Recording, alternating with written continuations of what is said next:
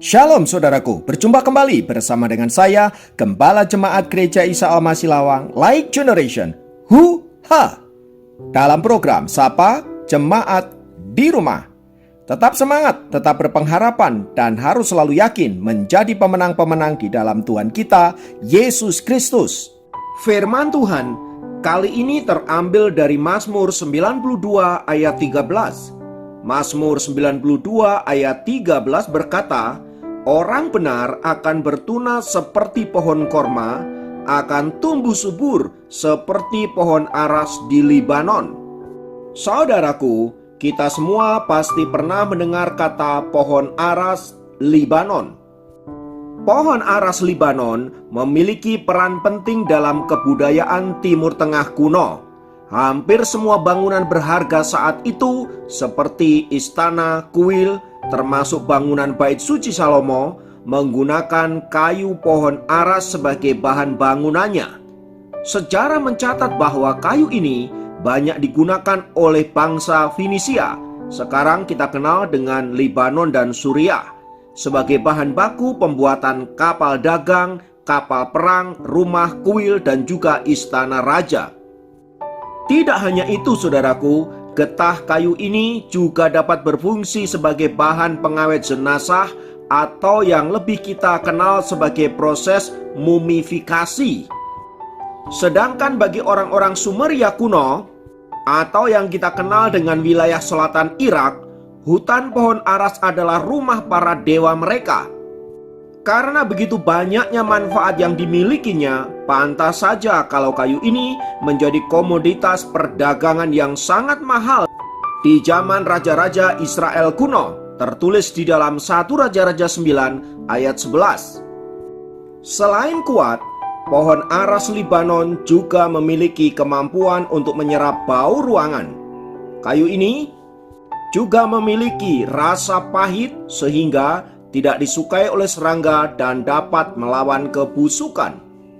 Karena itu saudaraku, tidak heran jika pohon aras Libanon dijadikan lambang negara Libanon ini karena terkenal dengan kekuatan dan daya tahannya terhadap kondisi lingkungan.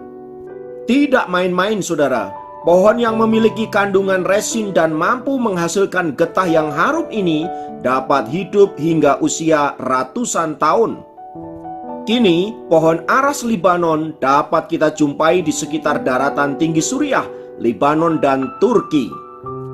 Karena kehebatannya itu saudaraku, Alkitab seringkali memakai pohon aras Libanon untuk menggambarkan keadaan suatu bangsa. Yesaya 2 ayat 13. Nah, secara khusus di dalam Mazmur yang baru saja kita baca tadi, Alkitab menggambarkan bahwa orang benar akan tumbuh subur seperti pohon aras di Libanon. Pernyataan dari pemazmur ini mau menggambarkan bahwa orang-orang yang hidup dalam kebenaran firman Allah, orang-orang yang hidup dalam ketaatan kepada Tuhan, hidupnya akan subur seperti pohon aras Libanon dengan segala kelebihan-kelebihannya yang sudah saya catat di atas. Semua itu ingin menggambarkan betapa luar biasanya orang-orang yang hidup di dalam Tuhan itu. Ia akan menjadi pribadi yang kuat dan tahan terhadap segala keadaan, situasi yang menghantam dirinya, tidak mudah dirobohkan oleh apapun. Imannya kuat kepada Tuhan.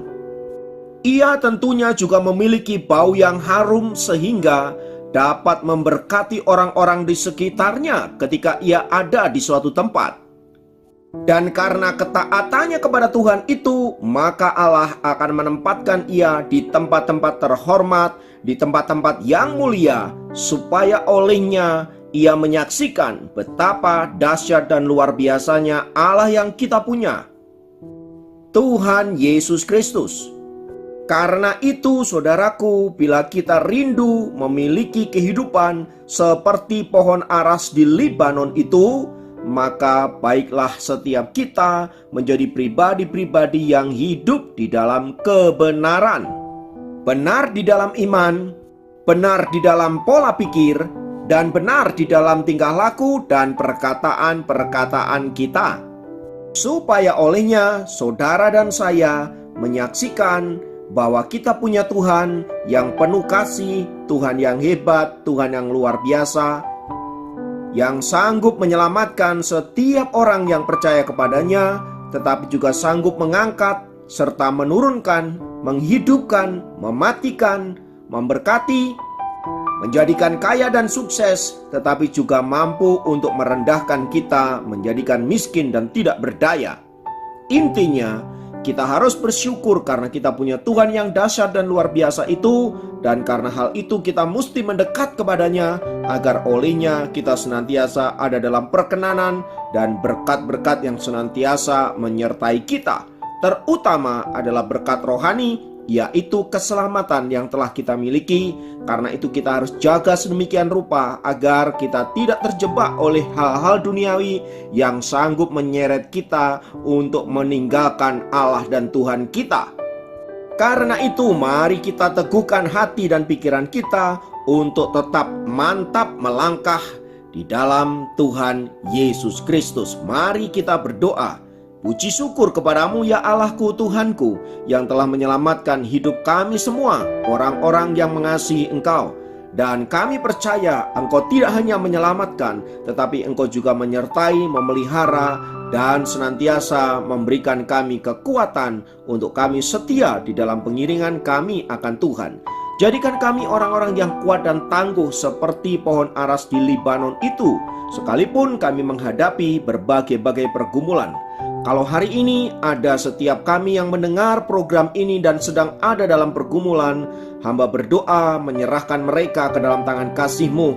Engkau boleh punya pergumulan, engkau boleh punya masalah, engkau boleh punya beban berat, tetapi engkau harus ingat bahwa engkau punya Tuhan yang sanggup untuk melepaskan engkau dari segala keadaan apapun dan membawa engkau naik ke level yang lebih tinggi supaya olehnya engkau memuliakan nama Tuhan. Karena itu tetaplah bersukacita, tetaplah berharap, karena engkau tidak menyembah dan melayani Tuhan yang mati, tetapi engkau melayani Tuhan yang hidup. Tuhan memberkatimu, Tuhan memulihkanmu. Terima kasih Bapa.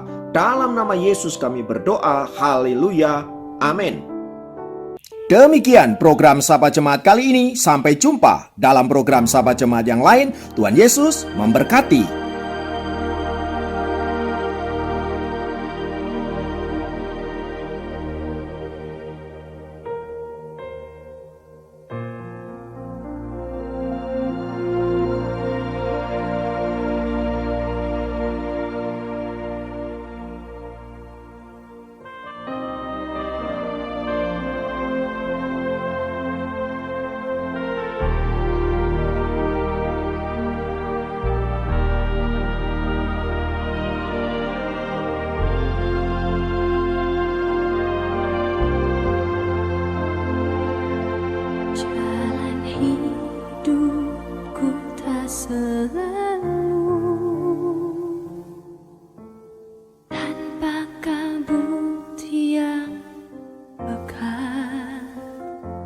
Namun kasih-Mu nyata padaku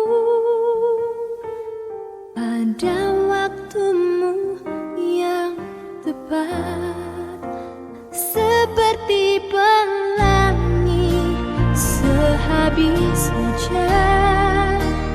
Itulah janji